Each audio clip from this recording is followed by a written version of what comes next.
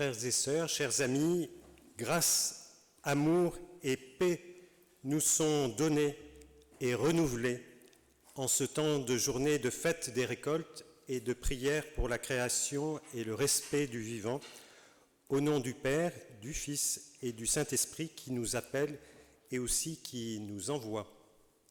Amen. Et je vous invite à chanter au cantique 21, 16, les strophes 1, 2, 4 et 5. Normalement, c'est sur la vidéoprojection.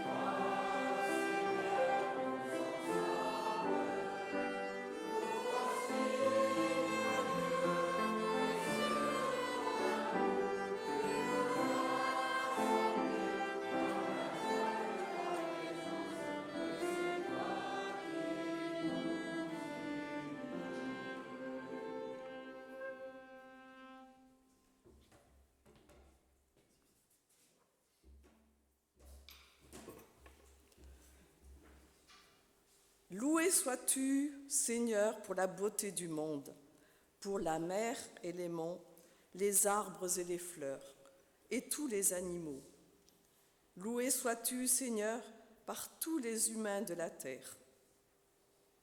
Nous qui portons la main chaque jour sur ta création et sommes chargés d'en gérer les mystères, garde-nous de détruire ces biens que tu nous as confiés. Donne-nous sagesse, respect, intelligence. Que ceux qui dépendent de nous restent nos égaux et nos frères. Que l'autorité soit pour tous un service et tout pouvoir un ministère. Que chaque heure de ce jour au lieu de se défaire, soit le temps du Seigneur, un temps d'éternité. Chantons Dieu Tout-Puissant.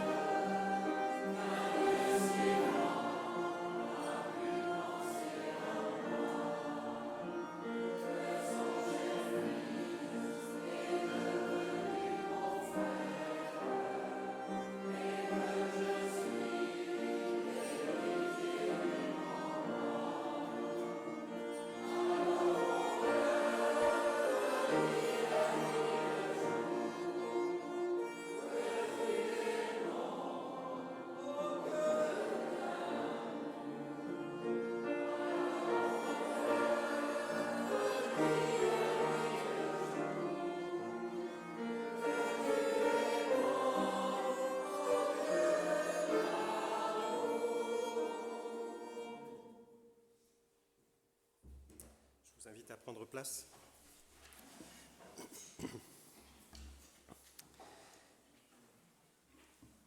Je vous invite à un temps de prière. Seigneur Dieu, Créateur de tout, nous te louons pour le don de la vie et pour la foi qui nous unit dans le soin de notre maison commune. Nous reconnaissons combien nous sommes devenus parfois des étrangers les uns aux autres, à ta création et aussi à notre être véritable. Notre avidité et nos instincts destructeurs ont brisé parfois nos relations avec toi et avec les autres et aussi avec la terre. Les champs fertiles sont devenus stériles, les forêts sont désolées, les océans et les rivières sont pollués. Des communautés florissantes sont devenues des lieux de souffrance et la terre pousse un cri. Christ bien-aimé, toi qui as dit « shalom », c'est-à-dire paix, à des cœurs effrayés, tu éveilles en nous une action compatissante. Tu nous inspires à œuvrer pour la fin des conflits et pour la restauration complète des relations brisées. Avec toi, avec la communauté œcuménique, avec la famille humaine et avec toute ta création. Toi, le prince de la paix, à travers tes blessures, tu nous apprends à nous tenir en solidarité avec les blessures des autres, de la création et du monde. Par ta résurrection, tu fais de nous un peuple d'espérance, ayant la vision d'épée transformée en soc de charrue et de larmes changées en joie.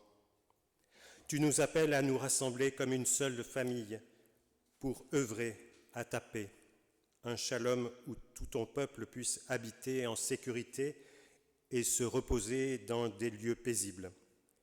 Oui, merci pour ta grâce et ton pardon qui nous font vivre. Amen. Et nous chantons le chant « Tu m'as aimé, Seigneur ».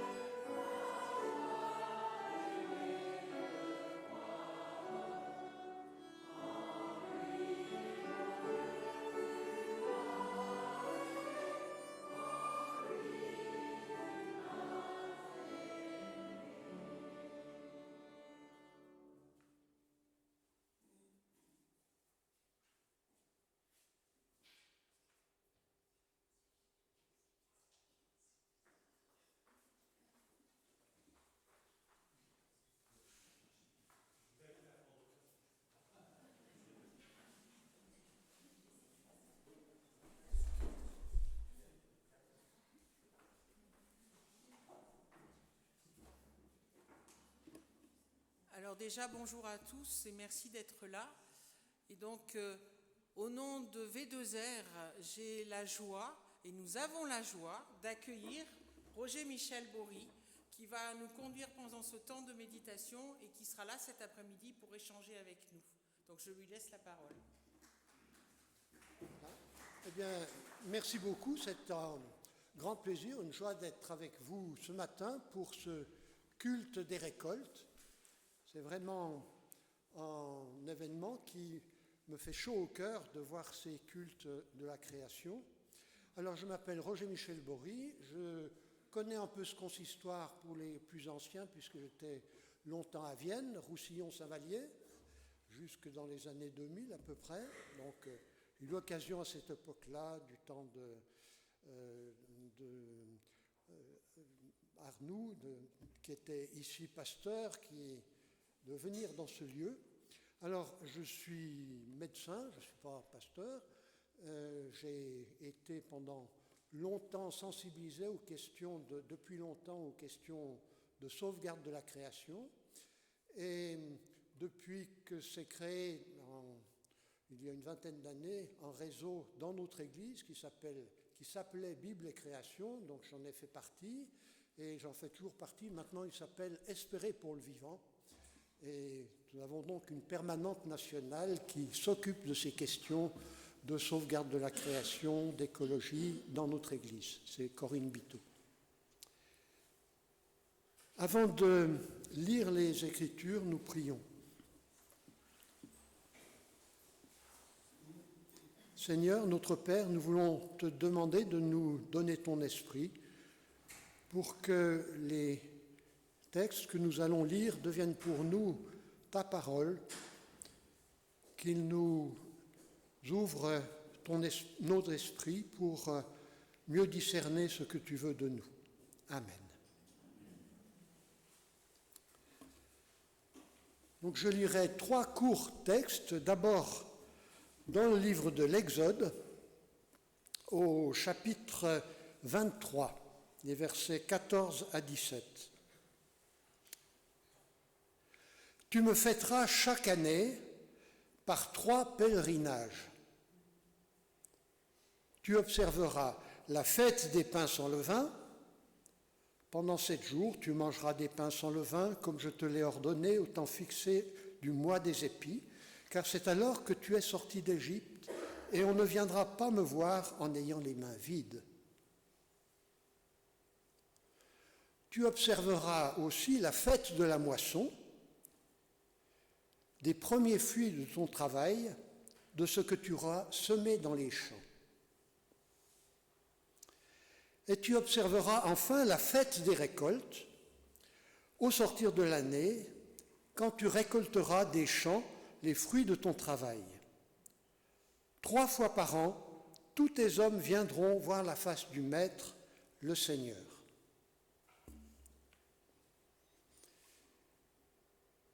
Et dans le Lévitique, au chapitre 2, un seul verset, le verset 13, « Sur toute offrande que tu présenteras, tu mettras du sel. Tu n'omettras jamais de mettre le sel, car c'est le sel de l'alliance de ton Dieu sur ton offrande. Avec chacun de tes présents, tu présenteras du sel. »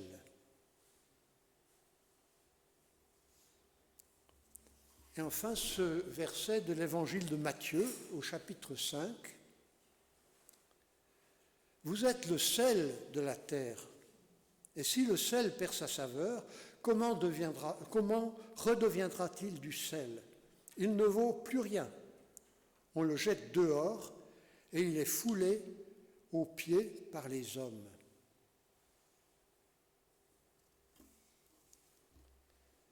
Alors je vous invite à vous lever et nous chanterons le 35-14, les strophes 1 et 3, Souffle du Dieu vivant.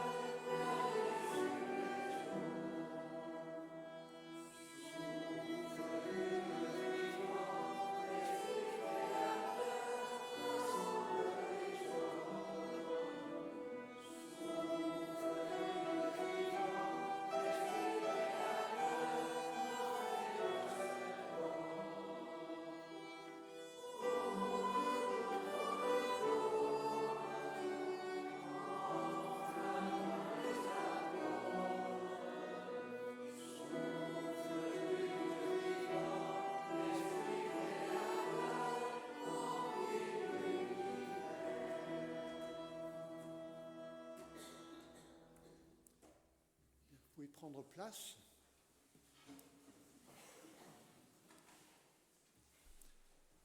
Alors nous sommes réunis ce matin ici pour un culte des récoltes. Alors même si la tradition de la fête des récoltes à l'automne est restée vivace dans certaines églises du Nord, en particulier les églises luthériennes du Nord de l'Europe, il faut reconnaître qu'une telle fête n'est pas forcément une grande habitude dans toutes nos églises. Et la prise de conscience des enjeux écologiques pour l'avenir du monde depuis les années 60 a amené les chrétiens à réfléchir à leurs responsabilités devant cette crise. Et c'est ainsi qu'est né en 1983, par le Conseil œcuménique des Églises, le programme intitulé « Paix, justice, sauvegarde de la création ». Aujourd'hui, l'ensemble des églises chrétiennes s'est accordé pour célébrer une journée de la création durant la période du mois de septembre. Alors, est-ce une simple opportunité, en effet de mode, pour s'adapter aux enjeux de la société actuellement? Eh bien, le passage de l'Exode que nous avons lu nous montre que déjà du temps de l'Exode, de la rédaction de l'Exode, il existait 3 grandes fêtes annuelles, 3 grands pèlerinages où tout le monde se rendait à Jérusalem. La première, c'est la fête des pains sans levain, donc Mazot, qui est célébrée au mois des épis, c'est-à-dire au printemps, et qui célèbre en fait la sortie d'Égypte. La deuxième fête, qui s'appelait Shavuot, a lieu 7 semaines plus tard, donc c'est la fête des semaines ou la fête des moissons, et c'est aussi la fête de la Pentecôte, où là aussi tous les membres de la communauté juive se réunissaient à Jérusalem. Et puis enfin, il y avait à l'automne, juste avant le Nouvel An juif qui a lieu à la fin de l'automne, cette troisième fête, qui est la fête de Sukkot, ou fête des récoltes et des fruits. Alors cette fête, c'est vrai qu'on l'a un peu oubliée pendant très longtemps dans l'Église. On a bien sûr repris la fête de Pâques comme fête de la résurrection. On a repris la fête de Pentecôte comme ce moment où l'Esprit est donné à l'Église et à tous ceux qui croient. Et puis cette troisième fête, eh bien, on l'a un peu laissée dans l'oubli. Et pourtant, elle célébrait la providence de Dieu durant la traversée du désert, le don de Dieu à l'homme des récoltes, des fruits de son travail, et en particulier des fruits de la vigne. C'était également la fête des tentes, parce qu'elle rappelait cette traversée du désert où tout le peuple hébreu ne vivait que de la subsistance de Dieu dans une certaine précarité. Alors, cette fête est plus ou moins tombée dans l'oubli, comme je le disais, pour les chrétiens, et pourtant c'est l'occasion qui nous est donnée de rappeler notre grande dépendance à Dieu, qui nous donne, au travers des récoltes, au travers de notre travail, notre nourriture pour notre vie terrestre. Cette fête célèbre en quelque sorte notre dépendance vitale à la création donnée par Dieu. La célébration d'une telle fête nous amène bien sûr à réfléchir à notre relation à cette création. Et elle est particulièrement pertinente dans une période où on est de plus en plus distancié de la Terre, des réalités de la Terre, et où les questions écologiques sont pourtant de plus en plus prégnante. Donc finalement, cette fête des récoltes, cette fête de la création, ce n'est qu'un retour aux anciennes traditions bibliques. Alors la célébration de ces fêtes, elle ne se concevait pas sans qu'il y ait des offrandes. Il fallait apporter des offrandes à Dieu. Je vois qu'ici vous avez apporté ce matin toutes sortes d'offrandes de la terre, des récoltes, de ceux qui ont travaillé pour cultiver.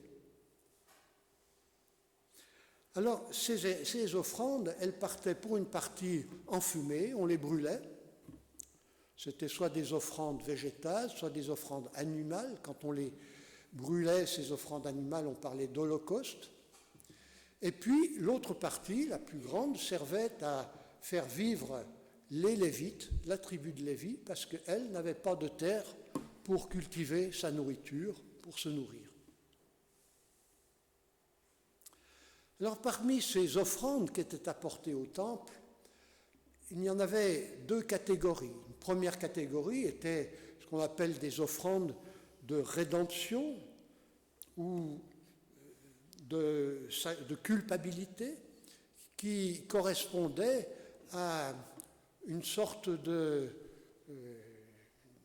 d'offrande pour payer une dette que l'on avait par une faute, et ces fautes étaient tarifées par la loi, et c'était donc ces offrandes de culpabilité. Alors bien sûr, toutes ces offrandes n'ont plus de raison d'être pour nous, dans la mesure où c'est le Christ qui s'est offert lui-même pour couvrir toutes nos faiblesses, tous nos manques et tout ce que nous aurions à donner en retour, qui n'y suffirait jamais.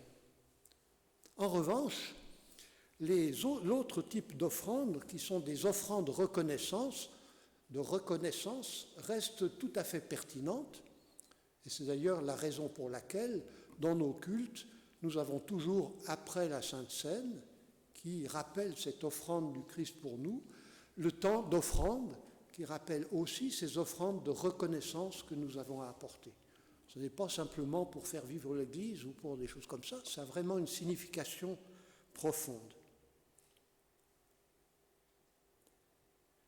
Alors ce que l'on voit dans le court passage du Lévitique que je vous ai lu, c'est que ces offrandes, il y avait quand même un petit geste particulier qu'il fallait faire.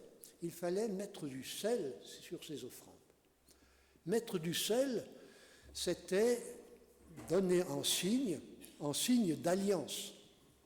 Et on sait que ces signes d'alliance sont quelque chose d'important dans la pratique de notre vie de foi.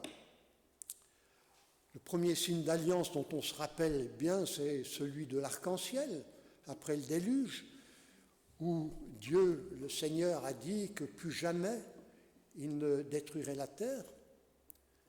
Et ce signe d'alliance du sel pour les offrandes va un peu dans ce même sens. Et bien sûr, on a aussi le signe de notre baptême, qui est cette mort avec Christ et cette résurrection. Et puis on a le signe de la scène, où l'on participe au sacrifice du corps et du sang de Christ. Mais ce signe de reconnaissance garde toute son importance quand il est un signe d'alliance aussi entre Dieu et sa création. Alors, quand on lit l'évangile de Matthieu, où on le retrouve aussi dans d'autres évangiles, Jésus dit à ses disciples « Vous êtes le sel de la terre ». Bien, j'ai souvent entendu beaucoup de prédications sur ce sel de la terre où on vous rappelle en gros qu'il faut faire quand même des bonnes œuvres, qu'il faut donner du bon goût, qu'il faut être pertinent. Et certes, c'est très pertinent, on a à aimer son prochain comme soi-même, à aimer Dieu, aimer son prochain, et son prochain va aussi jusqu'à toute la création qui nous entoure, il ne se limite pas à notre prochain humain. Bien sûr qu'on a à faire des gestes d'amour envers ce prochain, et que dans ce sens-là, c'est un peu être le sel de la terre. Mais être signe d'alliance, ça a finalement une signification plus profonde. et on peut dire existentielle pour nous chrétiens. Parce que si nous ne vivons pas de cette alliance avec Dieu, eh bien nous perdons notre saveur. Et finalement, tous ces petits gestes que nous pouvons faire, ils ne peuvent être que foulés aux pieds s'ils ne sont pas fondés sur cette alliance que l'on a avec Dieu. Alors parler d'alliance aussi avec la terre, eh bien ça nous amène à parler d'écologie. Alors, l'écologie aujourd'hui, c'est quand même un sujet qui divise. Je ne sais pas comment vous définiriez l'écologie. Alors pour certains, ça représente une crise majeure de notre société industrielle, de notre frénésie de consommation qui détruit la planète. Pour d'autres, c'est une empêcheuse de tourner en rond qui brise nos rêves de puissance, de domination. Pour M. Trump, c'est la plus grande escroquerie du siècle qui empêche d'exprimer notre puissance, notre domination. Pour d'autres, ça va être un peu un truc bizarre de gens qui vont loger dans les arbres pour empêcher de construire des autoroutes. Donc c'est des empêcheurs de tourner en rond. Pour d'autres, c'est une espèce de retour dans un paradis, dans un Éden dont on est sorti avec des beaux ruisseaux, des petites rivières, du soleil. Pour beaucoup de paysans que je rencontre dans ma montagne, les écologistes, c'est absolument insupportable. Pourtant, eux sont tous les jours au contact de la nature et il n'y a pas plus proche de la nature. Pour les chasseurs, j'en parle pas. Bon, ils font un travail de régulation qui est utile, mais qui aussi souvent masque un désir de violence derrière pour... voilà. Donc l'écologie divise sur tous ces sujets et c'est bien dommage parce que l'écologie, ça n'a rien à voir ni avec un parti politique, ni avec des opinions, ni avec autre chose. C'est tout simplement une discipline scientifique qui est née dans le courant du XIXe siècle, qui a pris son nom dans les dernières années du XIXe siècle et qui est un travail d'étude qui a modifié la manière de voir la vie. C'est-à-dire qu'auparavant, on étudiait chaque être vivant pour lui-même en tant que tel, et puis avec les évolutions du XIXe siècle qui aboutissent à l'écologie, on s'est aperçu que pour étudier la vie, il fallait étudier les relations entre les différents organismes vivants et les relations entre ces organismes vivants et le milieu dans lequel ils sont. Et c'est cette manière de comprendre la vie qui est l'écologie, mais ça n'est rien d'autre qu'une discipline scientifique. Donc être pour l'écologie, contre l'écologie, c'est complètement stupide, ça n'a pas de sens.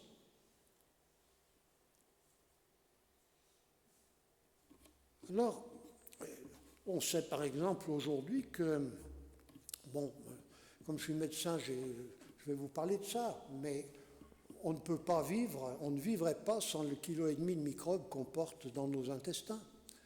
C'est-à-dire que les autres espèces, elles ne sont pas seulement utiles pour notre nourriture, ça on le sait depuis bien longtemps, mais aussi pour notre vie, pour notre existence même. Sans tous nos microbes, on n'aurait pas de système immunitaire qui fonctionne, on serait dans un désordre complet. Ces microbes, ils influent aussi même sur notre caractère, même sur notre comportement. Il y a des tas d'études dans ce sens maintenant. Donc, on est finalement, comme toutes les autres espèces, une espèce vivante qui est dans son milieu terrestre, de la biosphère, et on n'est rien de plus que cela. Pendant des siècles, on a cherché à trouver ce qui nous différenciait des animaux. Alors, au XVIIIe siècle, c'était, et même ça a persisté jusqu'au XXe siècle, les animaux ne sentaient rien, donc ce qui différenciait l'homme, c'était capable de sentir la souffrance. Après, c'était capable de faire des outils. Après, c'était question d'intelligence. Et on s'aperçoit aujourd'hui que l'intelligence, les outils, tout existe aussi dans d'autres espèces vivantes. Alors, qu'est-ce qui fait la différence entre les humains et les autres espèces vivantes? Mais je dirais que ce n'est pas une question de nature, c'est une question de mission qui nous est donnée. Et c'est tout autre chose. Et cette mission, précisément, être celle de la terre, dans ce que nous avons lu aujourd'hui. C'est être ce signe d'alliance entre Dieu et sa création. C'est porter en soi cette mission de cultiver, de faire progresser, de garder la création. Alors, il y a des tas de termes qui ont été utilisés. Aujourd'hui, j'ai pris cette idée du sel de la terre parce qu'elle me paraît intéressante. Alors, finalement, prendre des mesures pour protéger la richesse de la biodiversité, dont dépend la qualité de notre vie et de la vie de toutes les espèces vivantes, ce n'est pas un choix optionnel, c'est une nécessité vitale pour tout humain. Alors, lutter contre le dérèglement climatique induit par l'activité humaine fait partie de ce chantier. Mais cela n'a rien d'extraordinaire. Ce n'est pas une question de foi, c'est une question d'être humain. L'humain n'a d'autre choix, et ce chantier politique au sens noble du terme, il n'est pas réservé à un parti, à un pays, à un continent, à des associations, ni même à des religions, ni même à notre foi. Il doit nécessairement être partagé et doit reposer sur des bases solides, des observations scientifiques qui sont fiables. Et à notre niveau de citoyens, ce chantier nécessite une prise de conscience des informations qui sont sûres et contrôlées, en comportement responsable. Mais ce qu'on observe malheureusement maintenant, alors qu'il y a eu depuis une quinzaine d'années, y compris dans nos églises, une prise de conscience de ces questions-là, eh bien, on observe que cette sensibilisation aux questions écologiques, elle s'étiole. Elle s'étiole au fil des ans. Il y a des désinformations, des multiplications de conflits internationaux, politiques, de conflits économiques, de guerres qui, bien sûr, sont désastreuses pour l'humanité, mais qui contribuent aussi à détruire cette planète. Finalement, il y a tellement d'enjeux difficiles dans notre société aujourd'hui qu'on se fatigue un peu de ces enjeux écologiques. J'ai rencontré, il n'y a pas longtemps, des jeunes qui, il y a quelques années, militaient fermement dans les marches pour le climat, et puis qui maintenant commencent à en avoir marre, disent, bon, notre empreinte carbone, nos trucs comme ça, bon, est-ce que c'est vraiment pertinent ? Et il y a une espèce de lassitude, de fatigue qui se met en place. Alors ces reculs, on peut dire qu'ils sont la faute des politiques. Monsieur Trump avec son climato-scepticisme, bien sûr. Tous nos politiques qui, en France, en Europe, déconstruisent toutes les avancées qui avaient été faites sur le plan écologique, bien sûr. Mais c'est avant tout lié au changement de nos mentalités, de nos consciences, et toutes les personnes qui s'occupent d'étudier les opinions politiques, les opinions sociales des gens, notent qu'il y a effectivement une baisse de la sensibilité à ces questions d'écologie. On en est fatigué. Alors je crois que c'est là que vraiment notre foi intervient pour nous aider. Alors qu'en tant que disciples du Christ, quelles sont nos ressources face aux défis des enjeux écologiques, face au découragement, face au fatalisme, pour répondre à la nécessité de prendre soin de la terre, de lutter pour la justice, tant sociale que climatique, qu'environnementale ou animale. Quelle est notre espérance? Quel est notre moteur profond? Bien sûr, nous ne pouvons que nous associer à tous ceux qui agissent dans ce sens, quelle que soit la diversité de leurs opinions et de leurs convictions personnelles. Mais gardons-nous de penser que nous pouvons, par tous nos petits gestes, par toutes nos actions, sauver le monde.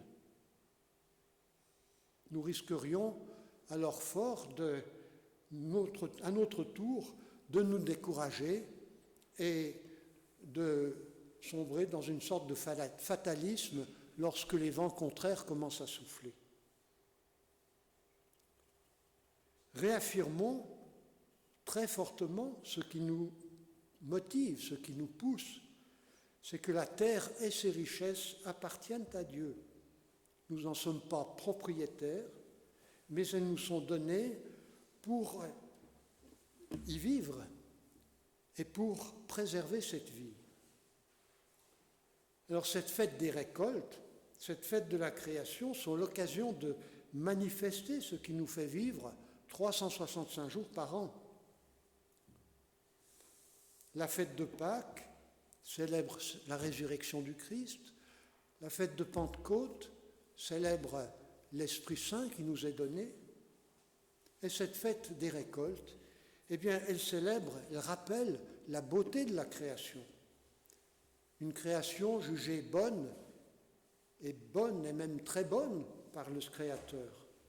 Une création qui est aimée de Dieu.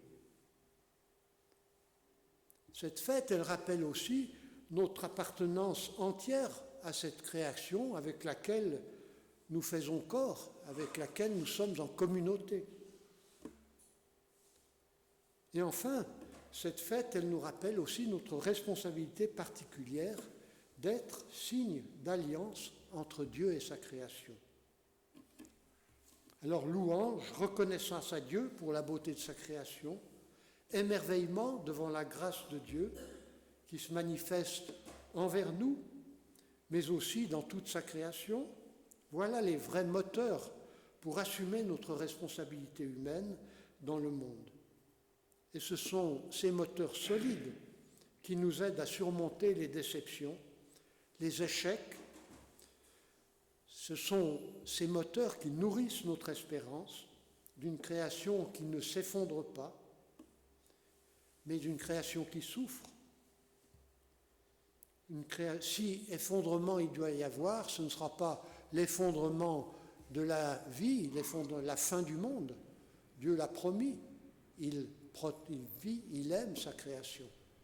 Mais par contre, ça peut être l'effondrement de notre société, d'une société qui prend le mauvais chemin par son avidité et qui risque de s'effondrer si nous ne veillons pas à la corriger, à corriger ces dérives.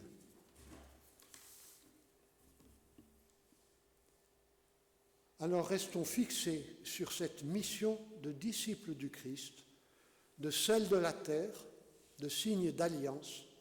C'est notre force, c'est notre espérance, même lorsque le monde va si mal et que la création tout entière, comme le dit Paul, souffre les douleurs de l'enfantement. Amen.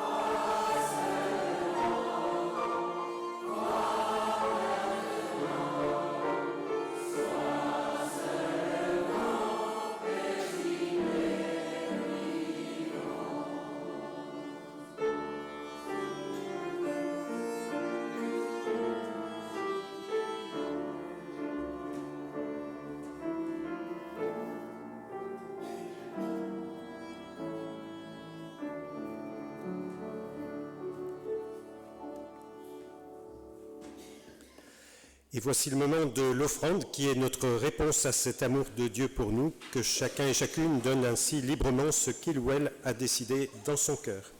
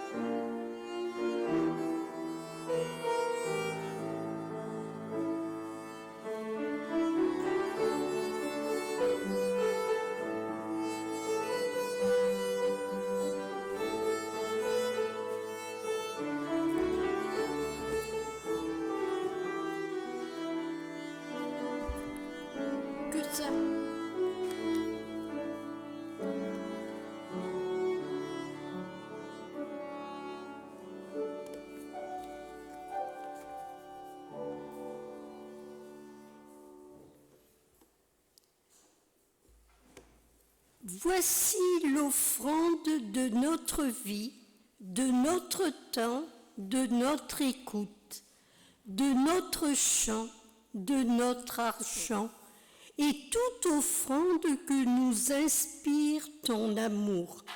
Accorde-nous de les traduire dans la vie de notre Église, comme dans nos différents lieux de vie, un des gestes qui parlent et témoignent de toi.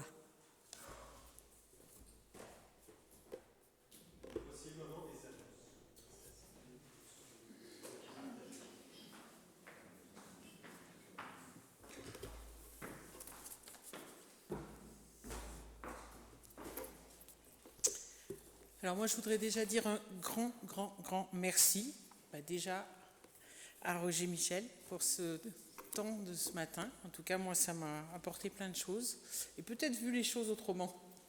Un grand merci aussi à toute l'équipe qui a préparé, le groupe environnement. Merci pour ce décor ce matin. Je pense qu'on peut les applaudir parce que franchement...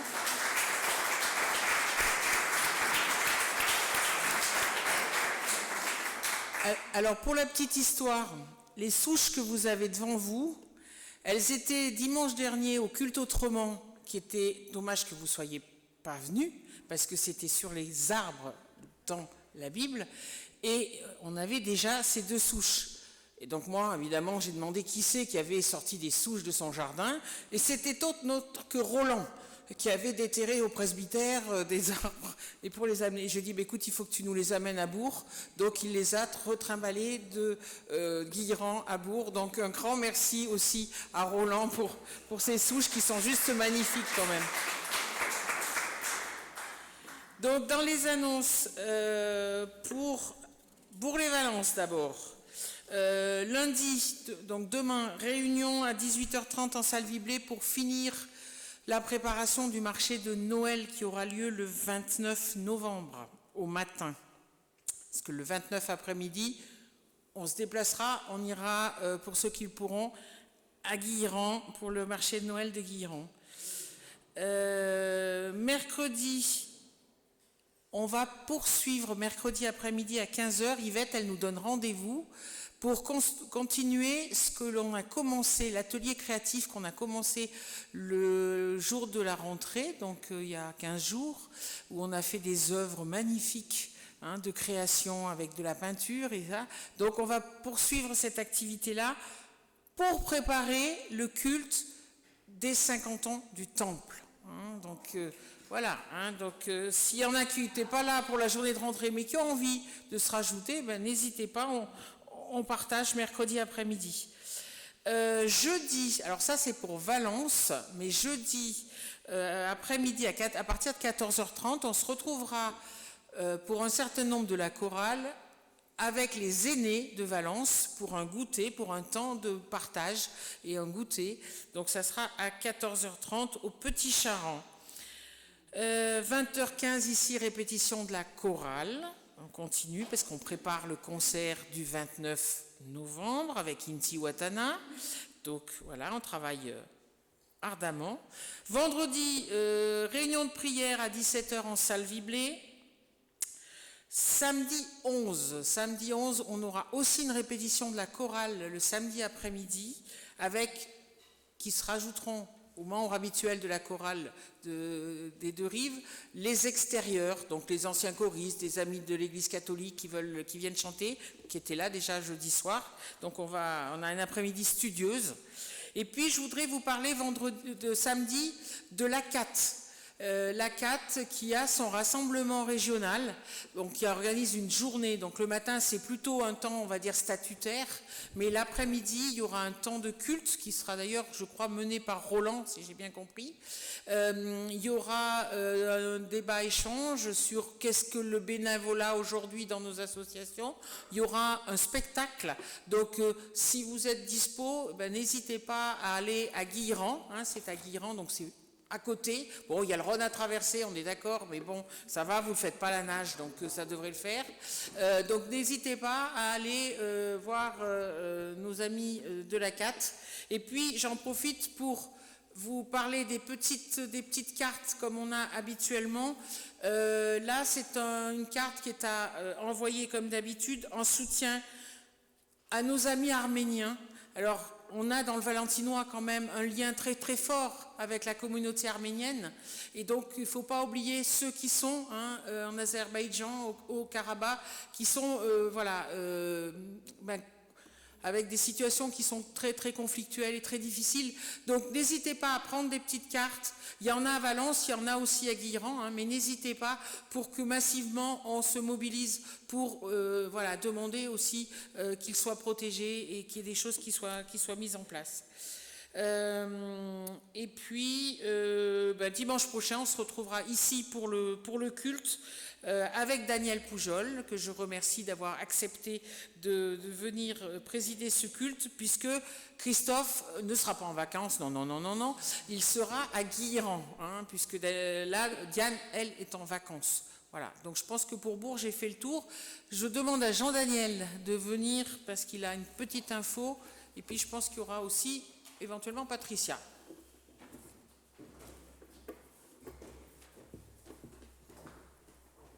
Bonjour, par rapport à toutes les informations que m'avait demandé de présenter Roland Lep, puisque c'est lui qui s'occupe de les centraliser sur Valence, j'ai noté aujourd'hui, dimanche 5 octobre, au Temple d'Annonay à 15h, l'accueil du pasteur Rabbi Ikola, nouveau pasteur dans notre consistoire. Mardi 7 octobre, à 20h30, la prière de Thésée, 28 rue de Melouse.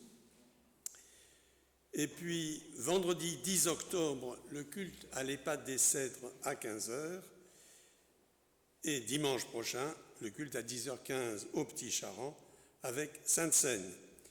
Et puis, d'ores et déjà, de vous intéresser au concert de la Réformation au Temple Saint-Ruf le dimanche 26 octobre, qui sera en plus un concert vraiment participatif, puisqu'à 16h, tous ceux qui le souhaitent sont invités à venir répéter 3 chorales qui seront chantées au cours du concert.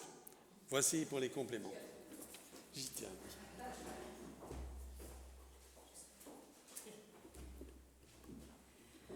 Bonjour. Pour Saint-Péray, Saint-Péray-Guilherand-Granges, je ne vais pas vous faire la liste des activités. La lettre bimensuelle est arrivée dans vos boîtes mail, donc je ne vais pas redire. Juste peut-être annoncer la reprise des partages bibliques œcuméniques à 14h15 à Guilherand-Granges et 14h30 à Saint-Péray ce lundi 6. Et puis je vais vous faire une annonce qui dépasse... Pardon Yvonne. Ah, c'est le 13 seulement, on corrigera auprès de Michel. Une annonce qui dépasse le cadre de l'Église. Les 2 semaines qui viennent, ce sont les semaines d'information sur la santé mentale, ce qu'on appelle les schismes, et je voudrais attirer votre attention sur le fait que la santé mentale, ça va avec la santé spirituelle, et ça fait partie de notre vie de tous les jours. Sur Valence, il y a un joli programme d'animation qui va parler de la santé mentale, qui va sensibiliser les gens à la santé mentale et qui va permettre de faire des rencontres avec des personnes concernées, des personnes qui ont des troubles psychiques, des troubles invisibles. Et mercredi 8, donc ce mercredi, alors je ne sais jamais si on l'appelle la place Saint-Jean, la place de la Halle, la place du marché couvert, vous voyez où c'est.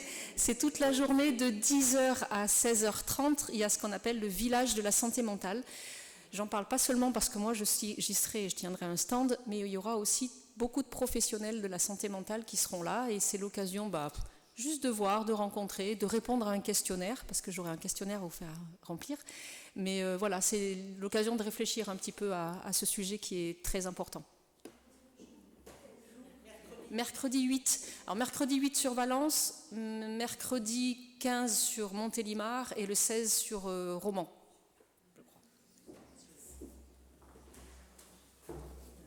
Bien, merci à Jean-Daniel et merci à Patricia.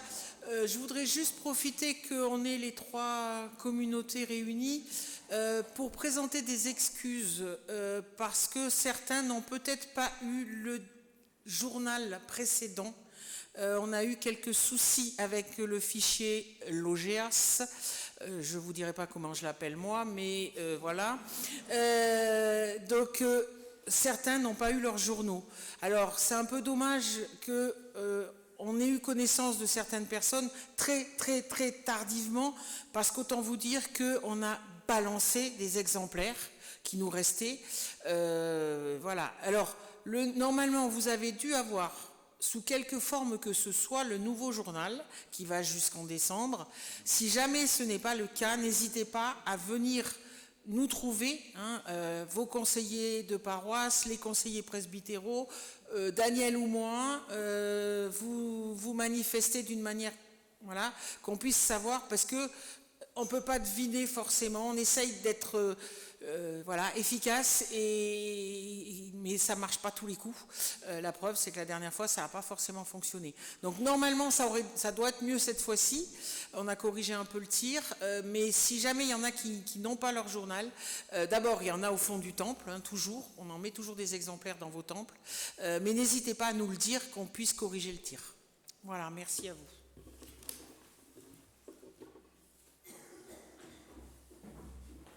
Juste 2 petits ajouts, si vous avez encore de la force et des gros bras, mercredi 8 à 9h30, on commence à mettre les tables au Petit Charan pour le goûter des aînés.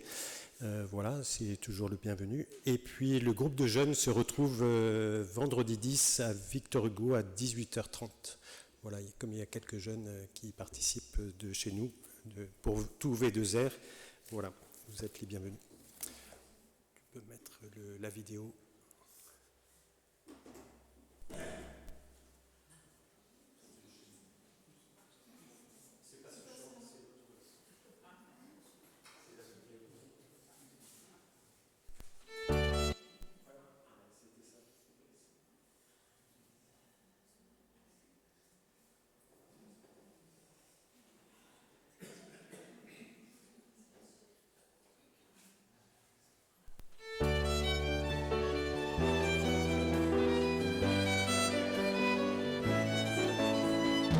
Ceux qui respirent chantent ton nom, Seigneur. Que tous ceux qui s'animent dessinent ta grandeur. Que toute créature te révèle au grand jour. Que tout signe de vie vibre de ton amour. Réunis-nous, Seigneur, nous choisirons la vie sous une phrase fragile toile, sous des milliers d'étoiles. Tu nous as tant aimés, tu nous as tant bénis, de nos yeux endormis, viens déchirer le voile.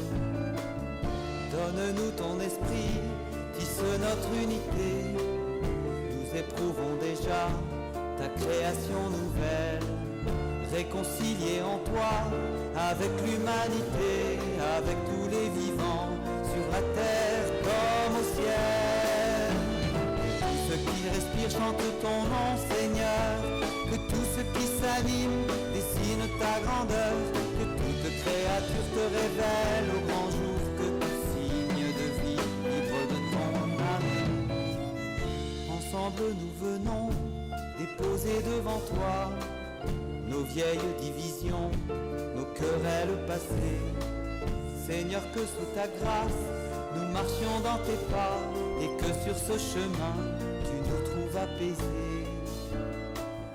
Viens convertir nos cœurs, pardonner nos errances. Ta parole est un feu qui éclaire nos nuits.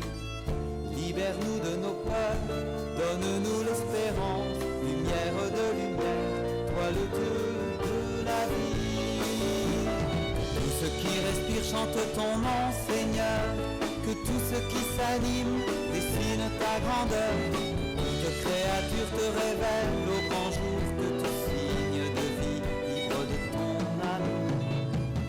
Nous voulons tous unis, cultiver sans blesser. Nous voulons aujourd'hui créer sans abîmer. Contempler au désert un rosier qui fleurit, déguster la saveur du soleil dans un fruit. Partager la patience d'une graine semée, admirer, écouter la terre ensemencée, honorer la présence d'une biche au bord de l'eau, accueillir l'espérance dans le chant d'un oiseau. Fais-nous des veilleurs, des artisans de paix, de toutes les couleurs, unis pour te louer. Tu nous as fait vivants au milieu du vivant, nous voici solidaires, nos cœurs reconnaissants, nos cœurs reconnaissants.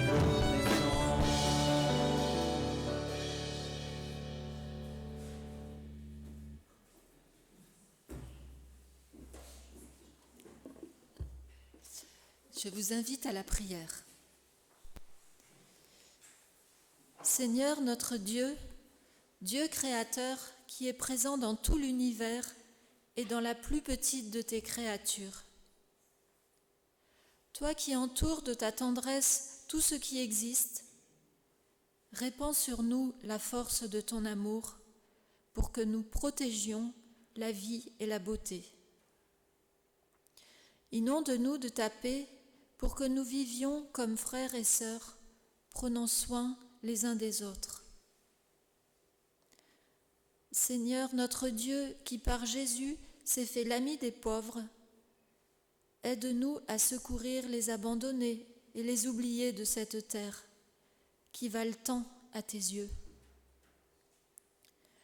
Guéris nos vies pour que nous soyons des protecteurs du monde et non des prédateurs, pour que nous semions la beauté et non la pollution ni la destruction.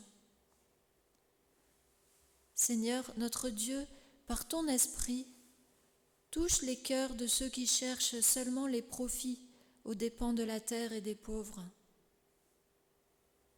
Apprends-nous à découvrir la valeur de chaque chose, à contempler émerveillés, à reconnaître que nous sommes profondément unis à toutes les créatures sur notre chemin vers la lumière infinie.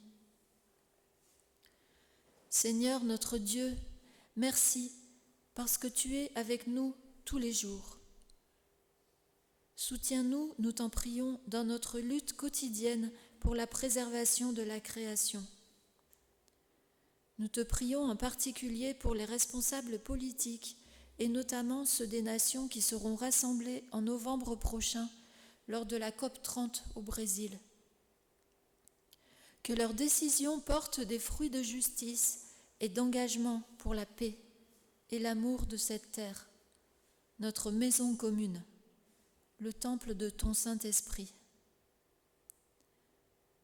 Seigneur notre Dieu, Père de toute la création, nous réunissons toutes ces prières ainsi que celles qui demeurent au fond de nos cœurs, en t'adressant tous ensemble cette prière que Jésus a apprise à ses disciples.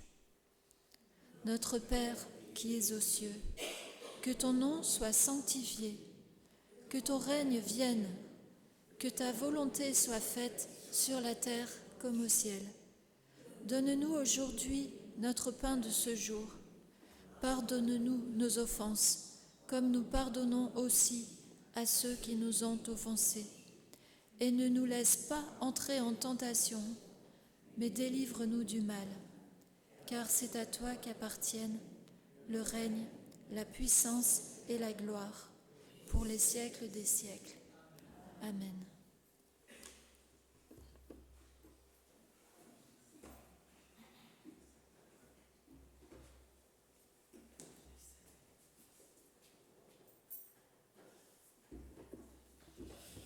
Isabelle, si tu peux venir.